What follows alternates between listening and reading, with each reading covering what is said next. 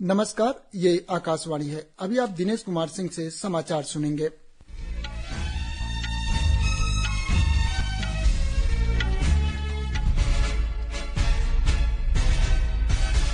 पहले मुख्य समाचार।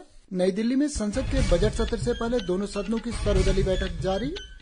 1 फरवरी को पेश होगा अंतरिम बजट। पटना में धन शोधन मामले में आरजेडी नेता तेजस्वी यादव से आज ईडी ने की पूछताछ। इसराइल ने भारत के साथ की क्षेत्रीय सुरक्षा के खतरों पर चर्चा, जताया आभार। मौसम विभाग की चेतावनी, पश्चिमोत्तर भारत को प्रभावित कर सकते हैं आगामी 3 पश्चिमी विक्षोभ। आईसीसी अंडर 19 पुरुष क्रिकेट विश्व कप 2024 में भारत और न्यूजीलैंड के बीच दक्षिण अफ्रीका के ब्लॉमफोंटेन में मैच जारी। अब समाचार विस्तार से। संसद के बजट सत्र से पहले दोनों सदनों में सुचारू कार्यवाही सुनिश्चित करने के लिए आज नई दिल्ली में सरकार की ओर से बुलाई गई सर्वदलीय बैठक की गई। बैठक में रक्षा मंत्री राजनाथ सिंह, संसदीय कार्य मंत्री प्रहलाद जोशी, राज्यसभा में सदन के नेता पीयूष गोयल, संसदीय कार्य मंत्री राज्य मंत्री अर्जुन राम मेघवाल और बी मुरलीधरन, कांग्रेस नेता प्रमोद तिवारी और के सुरेश, तृणमूल कांग्रेस के नेता सुदीप बंदोपाध्याय, जेडीयू के रामनाथ ठाकुर, डीएमके नेता टीआर बालू शामिल हैं। पार्टी के नेता बाइको, मार्क्सवादी कम्युनिस्ट पार्टी के नेता पीआर नटराजन और शिवसेना नेता राहुल सेवाले भी बैठक में भाग ले रहे हैं। बजट सत्र कल 31 जनवरी को शुरू होगा और 9 फरवरी तक चलेगा। संसदीय कार्य मंत्री प्रहलाद जोशी लोकसभा और राज्यसभा में राजनीतिक दलों के नेताओं के साथ बैठक की। कल राष्ट्रपति द्रौपदी मुर्मू के अभिभाषण के साथ बजट सत्र की शुरुआत होगी। केंद्रीय वित्त मंत्री निर्मला सीतारमण 1 फरवरी को अंतरिम बजट पेश करेगी। राष्ट्रपति द्रौपदी मुर्मू ने सतनाम सिंह संधू को राज्यसभा का सदस्य मनोनीत किया है। श्री संधू शिक्षा, उद्यमी, समाजसेवी और चंडीगढ़ विश्वविद्यालय के संस्थापक कुलाधिपति हैं। उपराष्ट्रपति जगदीप धनखड़ ने श्री संधू को राज्यसभा के लिए मनोनीत किए जाने का स्वागत किया है। सोशल मीडिया पोस्ट पर एक ट्वीट में श्री धनखड़ ने कहा कि सामुदायिक सेवा के लिए श्री संधू का महत्वपूर्ण कार्य और शिक्षा, नवाचार और सीखने के प्रति उनका जुनून राज्यसभा के लिए बड़ी ताकत का स्रोत होगा। उन्होंने उनके कार्यकाल के लिए शुभकामनाएं दी। वित्त वर्ष 2024 लगातार तीसरा ऐसा वर्ष है जब भारतीय अर्थव्यवस्था में 7% से अधिक की वृद्धि दर्ज की जा रही है, जबकि वैश्विक अर्थव्यवस्था 3% से अधिक की दर से विकास के लिए संघर्षरत है। केंद्रीय आर्थिक मामलों के विभाग की ओर से जारी भारतीय अर्थव्यवस्था की समीक्षा के अनुसार संतुलित आर्थिक विकास सुनिश्चित करने की भारत की दृढ़ प्रतिबद्धता जलवायु परिवर्तन संबंधी आवश्यकताओं, लचीलेपन और कार्बन उत्सर्जन से संबंधित समस्याओं से निपटने के संबंध में निवेश के लिए संसाधन का सृजन कर रही है। समीक्षा में भारतीय वित्त क्षेत्र की सेहत अच्छी रहने की उम्मीद जताई गई है और कहा गया है कि सार्वजनिक क्षेत्र में पूंजी निवेश पिछले 10 साल में काफी बढ़ा है। रिपोर्ट में इस बात का भी उल्लेख किया गया है कि 2014 से लागू किए गए संरचनात्मक सुधारों ने व्यापक आर्थिक आधार को मजबूत किया है। रिपोर्ट में रोजगार, व्यवसाय में आसानी, कृषि, ई कॉमर्स और जलवायु परिवर्तन संबंधी क्षेत्रों में सकारात्मक परिवर्तन का उल्लेख किया गया है। रिपोर्ट में इस बात का भी उल्लेख किया गया है कि महिलाओं के नेतृत्व में महत्वपूर्ण विकास हुआ है और प्रधानमंत्री जनधन योजना के अंतर्गत बैंकों में खाता खुलवाने वाली महिलाओं की संख्या 2015 53% की तुलना में 2019-21 में बढ़कर 78.6% हो गई है। यह भी कहा गया कि महिला श्रमिक बलों की भागीदारी 2017-18 के 23.3% की तुलना में 2022-23 में बढ़कर 37% हो गई है। महिलाओं की शिक्षा के स्तर में बढ़ोतरी का उल्लेख करते हुए समीक्षा में कहा गया कि उच्च माध्यमिक विद्यालयों में बालिकाओं के नामांकन की कुल दर 2005 में 24.5% थी, 2022 में बढ़कर 58.2% हो गई है। भारत के मजबूत डिजिटल सार्वजनिक आधारभूत ढांचे के बारे में चर्चा करते हुए रिपोर्ट में उल्लेख किया गया कि सत्यापन की व्यवस्था में बदलाव से ई-केवाईसी की लागत 1,000 रुपये से घटकर 5 रुपये रह गई है। यह भी कहा गया है कि भारत विश्व में अमेरिका और ब्रिटेन के बाद तीसरी सबसे बड़ी वित्त प्रौद्योगिकी अर्थव्यवस्था है। समीक्षा में यह भी कहा गया है कि घरेलू और वैश्विक निवेशकों की भारतीय शेयर बाजार में खास दिलचस्पी के कारण मार्केट कैप के हिसाब से भारत विश्व का चौथा सबसे बड़ा शेयर बाजार बन चुका है। प्रवर्तन निदेशालय ईडी ने आज पटना में बिहार के पूर्व उप मुख्यमंत्री और राष्ट्रीय जनता दल के नेता तेजस्वी प्रसाद यादव से जमीन के बदले नौकरी घोटाले में पूछताछ की। ईडी के अधिकारियों ने पटना क्षेत्रीय कार्यालय में आज सुबह 11:30 के आसपास तेजस्वी यादव से पूछताछ शुरू की, जो अब समाप्त हो गई है। केंद्रीय एजेंसी केंद्रीय जांच ब्यूरो की ओर से तेजस्वी यादव के विरुद्ध जमीन के बदले नौकरी के कथित घोटाले में दायर आरोप पत्र के आधार पर इससे जुड़े धन शोधन मामले में पूछताछ की है।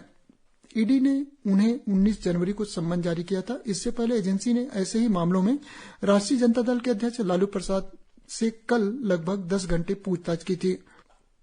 जमीन के बदले नौकरी का कथित घोटाला 2004 से 2009 के बीच का है, जब लालू प्रसाद यूपीए सरकार में रेल मंत्री थे। आरोप है कि इस अवधि के दौरान भारतीय रेल के विभिन्न परिक्षेत्रों में ग्रुप डी के पदों पर कई व्यक्तियों की नियुक्ति हुई और उन लोगों से बदले में लालू प्रसाद और उनके नजदीकी सहयोगियों को रिश्वत के तौर पर जमीन दी। इजरायल ने भारत की मित्रता और उसके समर्थन के प्रति अपना आभार व्यक्त किया है। इजरायल ने भारत के साथ क्षेत्रीय सुरक्षा के खतरों पर चर्चा की। इस चर्चा में पश्चिम एशिया के साथ भारत को जोड़ने वाली क्षेत्रीय परियोजनाएं और नौ परिवहन की सुरक्षा शामिल है। इजरायल के विदेश मंत्री इजराइल काट्स ने सोशल मीडिया की एक पोस्ट में कहा है कि उनकी भारत के विदेश मंत्री डॉक्टर एस जयशंकर के साथ सकारात्मक बातचीत हुई। इजरायल के विदेश मंत्री काट्स ने कहा कि उन्होंने भारत की मित्रता और इजरायल को समर्थन देने के प्रति अपना आभार व्यक्त किया। सोशल मीडिया के एक पोस्ट में डॉक्टर जयशंकर ने कहा कि उन्होंने इस मामले में श्री काट्स के साथ भारत के विचारों, मूल्यांकन और हितों की चर्चा की। श्री जयशंकर ने इस वार्ता को फलदायी बताया। उन्होंने कहा कि वे एक दूसरे के संपर्क में रहेंगे। भारतीय मौसम विभाग ने चेतावनी जारी करते हुए कहा कि अगले एक सप्ताह में 3 पश्चिमी विक्षोभ तेजी से पश्चिमोत्तर भारत को प्रभावित कर सकते हैं। पश्चिम मौसम विभाग के अनुसार इनके प्रभाव से जम्मू कश्मीर, लद्दाख, गिलगित बाल्टिस्तान, मुजफ्फराबाद, हिमाचल प्रदेश और उत्तराखंड में अगले 7 दिनों में हल्की से मध्यम बारिश और बर्फबारी हो सकती है। विभाग ने यह भी कहा है कि कश्मीर, हिमाचल प्रदेश, उत्तराखंड और अरुणाचल प्रदेश में अगले 2 से 3 दिनों में कहीं कहीं भारी वर्षा और हिमपात की संभावना है। वहीं पंजाब, चंडीगढ़, हरियाणा और उत्तर प्रदेश में अगले 2 दिनों में कहीं कहीं वर्षा हो सकती है। मौसम विभाग ने बताया कि पश्चिम बंगाल, हिमालय के तराई क्षेत्रों और सिक्किम में कहीं कहीं ओलावृष्टि की संभावना है। मौसम विभाग ने यह भी बताया कि उत्तर भारत के अगले 2 से 3 दिनों तक घने कोहरे की स्थिति बनी रहेगी। पंजाब, हरियाणा, पश्चिम उत्तर राजस्थान, पूर्वी उत्तर प्रदेश, दिल्ली, बिहार और उड़ीसा में कुछ जगहों पर आज भी तड़के घना कोहरा छाया रहा। अमृतसर, पटियाला, अंबाला, गंगानगर और वाराणसी में दृष्टता 25 मीटर और दिल्ली में 50 मीटर दर्ज की गई। उत्तराखंड और उड़ीसा में भी घने कोहरे की स्थिति कल तक बने रहने की संभावना है। मौसम विभाग ने कहा है कि पूर्वी उत्तर प्रदेश और बिहार के कुछ क्षेत्रों में आज और कल कड़ाके की ठंड जारी रह सकती है। यह भी बताया गया कि देश के बहुत से भागों में अगले 4 से 5 दिनों तक धुंध और कोहरे की स्थिति बनी रहेगी, लेकिन शीतलहर का प्रकोप नहीं होने के आसार हैं।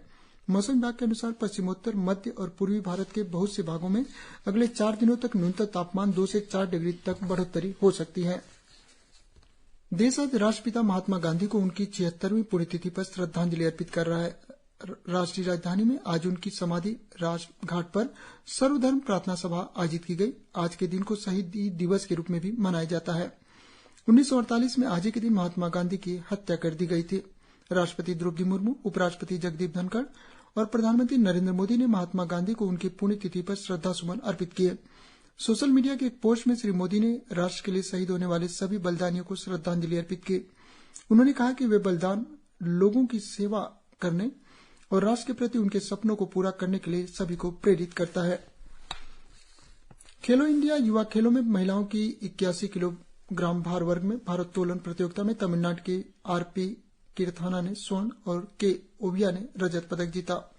उत्तर प्रदेश की संतोषी चौधरी ने कांस्य पदक जीता। तीरंदाजी के फाइनल में पंजाब के सुखमंदर सिंह ने स्वर्ण, चंडीगढ़ के हर्ष कुमार ने रजत और महाराष्ट्र के मिहिर नितिन अपार ने कांस्य पदक जीता। लड़कियों की तीरंदाजी की फाइनल स्पर्धा में महाराष्ट्र की अदिति गोपीचंद स्वामी ने स्वर्ण, महाराष्ट्र की तेजा राजेंद्र साल्वे ने रजत और दिल्ली की कुमुद सैनी ने कांस्य पदक जीता। तीरंदाजी की कंपाउंड मिश्रित टीम ने महाराष्ट्र के मानव गणेश राव जाधव ने स्वर्ण, आंध्र प्रदेश के पेंडियाका त्रिनाथ चौधरी और किंगडम सरेना ने रजत पदक और दिल्ली के आर्यन यादव और कुमुद सैनी ने कांस्य पदक जीता। लड़कों के बैडमिंटन में समग्र चैंपियनशिप का स्वर्ण पदक तमिलनाडु ने जीता। कर्नाटक ने रजत पदक और उत्तराखंड ने कांस्य पदक जीता। दक्षिण अफ्रीका के ब्लोमफोंटेन में आईसीसी अंडर 19 पुरुष क्रिकेट विश्व कप 2024 प्रतियोगिता के सुपर 6 चरण में आज भारत का न्यूजीलैंड से मुकाबला हो रहा है। इसी के साथ समाचार बुलेटिन समाप्त हुए। नमस्कार।